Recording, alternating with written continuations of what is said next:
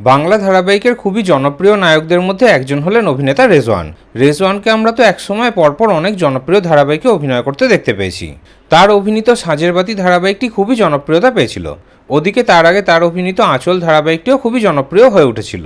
এছাড়া নবাব নন্দিনী এবং শেষ অভিনেতাকে আমরা বধুয়া ধারাবাহিকে অভিনয় করতে দেখতে পেয়েছি। তার অভিনীত বধুয়া ধারাবাহিকটি বহু বছর আগে শেষ হয়েছে। তারপর থেকেই তো অভিনেতাকে আর বাংলা ধারাবাহিকে অভিনয় করতে দেখা যায়নি। মাঝে মধ্যেই খবর পাওয়া গেছিল যে অভিনেতা নতুন ধারাবাহিকে ফিরবেন, কিন্তু শেষ অবধি কোনো কিছুই ফাইনাল হয়নি। আর কয়েকদিন আগে আমরা এটাও জানতে পেরেছি যে অভিনেতা ব্যবসার কাজে ব্যস্ত হয়ে পড়েছেন, কিন্তু অভিনেতা এটাও জানিয়েছিলেন যে ভালো কোনো চরিত্রে সুযোগ পেলে অভিনেতা আবার ফিরবেন।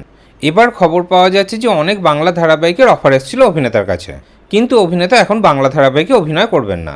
এখন বাংলা ধারাবাহিককে বিদায় জানালেন অভিনেতা, কারণ এবার হিন্দি ওয়েব সিরিজের প্রধান ভূমিকাতে অভিনয় করতে দেখা যাবে অভিনেতা রেজওয়ানকে।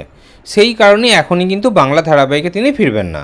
তার এই নতুন হিন্দি ওয়েব সিরিজের কাজ খুব শীঘ্রই শুরু হবে, নাম এখনও অবধি ফাইনাল হয়নি।